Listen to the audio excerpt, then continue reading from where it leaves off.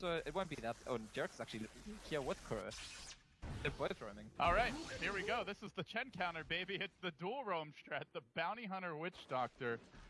They have gone for the double big camp sentry drop, although it looks like the one sentry may not actually block it over to the south. As there's a first blood bottom lane. Off lane Medusa anyway. It's gonna be very difficult for them to actually kill the Ice looks like he wants to make a move here in the top lane onto the Darkseer. Slardar in the area, but at the same time the Gyrocopter also getting harassed heavily in the mid lane. Fada stealing tons of damage and has the move speed to run him down. One more auto tech, the Fada Razor up to his usual trick. But maybe a trade from the Oracle. Oh, so close. Yet so far. Pretty happy with that. Fada is actually going into the river. Fada, low, in trouble. He takes the bait, but then he heads to the north. He may actually make it out of this one. Turning back for the Crusher Kuroki. They're not really being coordinated. Now the Gyrocopter on his own. He's going to commit towards Fada, who's stolen a lot of damage. The Rocket Barrage will he get denied to the Ancient? No, they're going to grab the double. Alright, well, that Pokeegg was worth it. That's why I call it value point. Well, it would be a pretty shitty value point if you take it as a value point and don't get value out of it. South African logic we got here.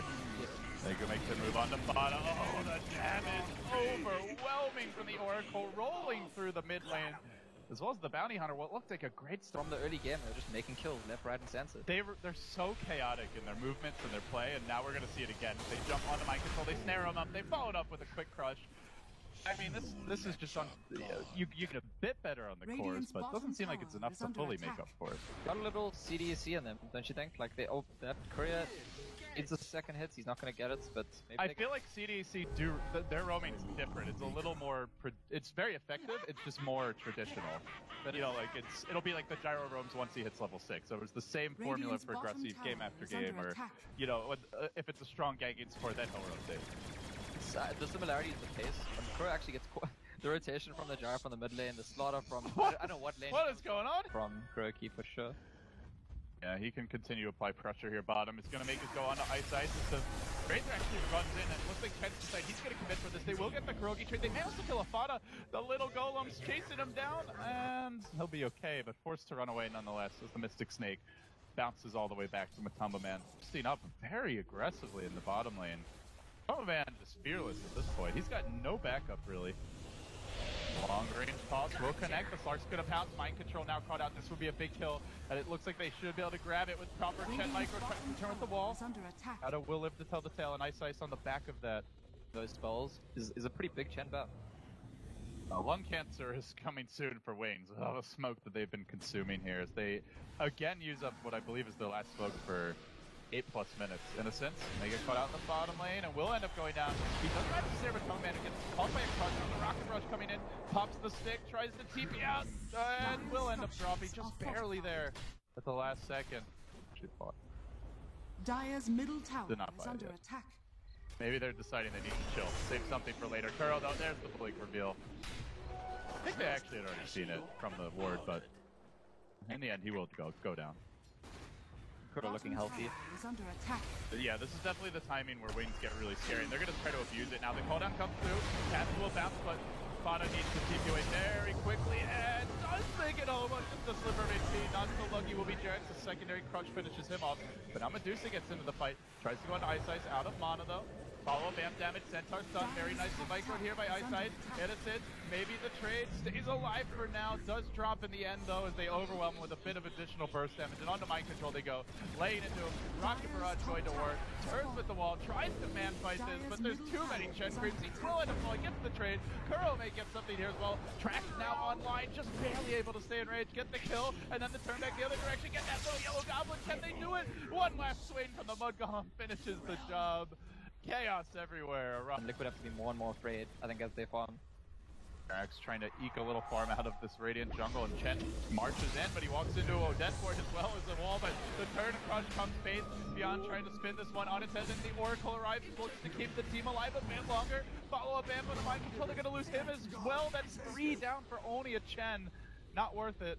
Not worth it. DD Rune. It's going to scout out Ice. I'm not sure that's a solo kill. There's a Hand of God available, and oh, hello, buddy. He is popping the dust now. Barnard's there in time. Oh, this hurts. Kuroki, he had the DD Rune. He was looking for a big play. Instead, it is big feed, and that will pretty much secure the mech. Mind control on the way out. Does get snared just on the boundary. If they call on the backpack, the mind control, both cooldown procs will hit. The rocket follows him through the trees. Around and around he goes, but finished off by the Oracle, 20-7. And meanwhile, top lane looks like Slark wants to make a jump. Pouncing onto Matumba Man. There is no mana for a Stone Gaze. He doesn't even have the mana with the stick. Shadow could maybe go for this one. Oh, popping the ult now. Needs to find him. Darkpack in there. Just smack it once more. Gets him with the dagger. Unfortunately, that mana management. It's absolutely. I guess that's the play. Our observer needs to see the 4-staffing rocket, please. This is like the most important thing in the game. Yeah, forget about that courier death. Come on, Pitmuckle, get your shit together. I think Pull down, grab a veil. No, maybe even go for that classic Aghanim Scepter gyrocopter. Here we go, Slaughter catches again and Crow's dead again. I almost feel like this is my team's got this in the bag just of some of their builds. You know, they actually got unlucky to, well, it depends how you see luck. Like, they didn't make it out of the groups in the Shanghai qualifier, but if there was the old point system with 3 points for a win, they would have. Yeah. So... And Shadow just one-man wrecking for at this point. He got tons of space early. I would love to know like how many times Slaughter's killed Bounty Hunter this game. I feel like he's been there every time. The Blink Dagger reveal was there, and in fact, he can run right to Kuro again, and right away, down he goes. As we said, Slaughter killed Bounty, and it's Wings on. Oh, he wants to go in. Shadow's giving him a bit of vision. Is gonna fight Jack. You jinxed him. Knoxville. Be very disappointed in you. I mean, you talked him up. Honestly, this is like if after the game, if Wings win this game and after the game I go see them and I know which player Slaughter was, I'm gonna give him a hug. Yeah, I just like. Can I just shake your hand? I'll never watch it again. Yeah, I'm gonna ask him for his. They're going to. What's the play? It's not maybe 2 fights. Early on in the whole time I was saying 1 big fight with Chat because they have to do some Razor and Dark, so they have better late game. And I feel like they need that combo, but if played properly, Wayne should not be giving it to them. Where's Slark? Can we see what Slark's doing? Okay, he killed a Sentinel. He's got a jab. Alright, so that one's not on him, Muckle. We take full responsibility. Yeah, that's on me. But Slark is actually going to kill him. Gonna force out the Duzel, and then Faithion again with the crunch. Even trying to grab mind control through this spot, forced to commit the BKB. Can he at least get the Slaughter kill? No, the mech comes out. Now they look to turn it around. Gyrocopter getting really aggressive here. And will bring him down. That's 2 out of the picture. The crush forward. Mind control again getting pummeled by rockets. 3 down. No buybacks available. No Razor BKB. No Razor ult. Again, it's the Slark who just constantly forces out the Dusa ult and big cooldowns from Liquid. And the Slardar who just comes in and another 2 hero cross. No biggie.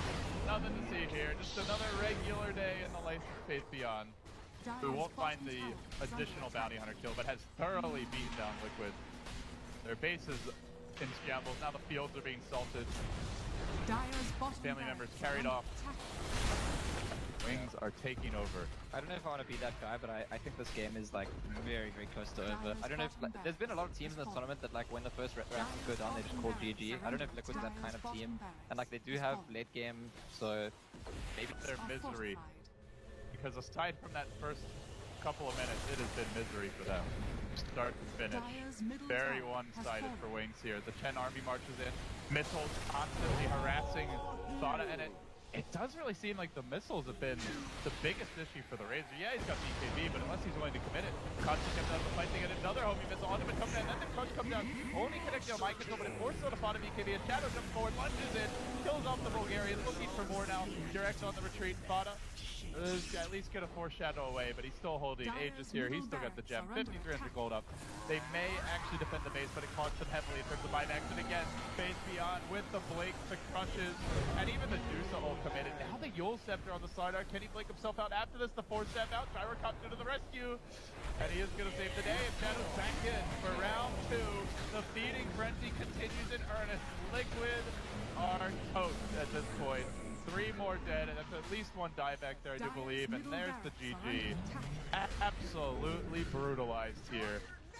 And I'm not even going to try and tell you what happened this game, or how Wings won it, because that's just, you know, I think it's appropriate to attribute to Wings to not really have a proper understanding of what their approach was, what the overall plan was from the start. They made it work. They had these fast movements from the beginning, made lots of kills, collected momentum, never ever lost it, and this asks questions of Secret, I think. Because Secret were the team that, other than Liquid and Virtus Pro in this group, were hoping to sneak into that third slot, and they stopped to play Wings later. That was just ugly, man. I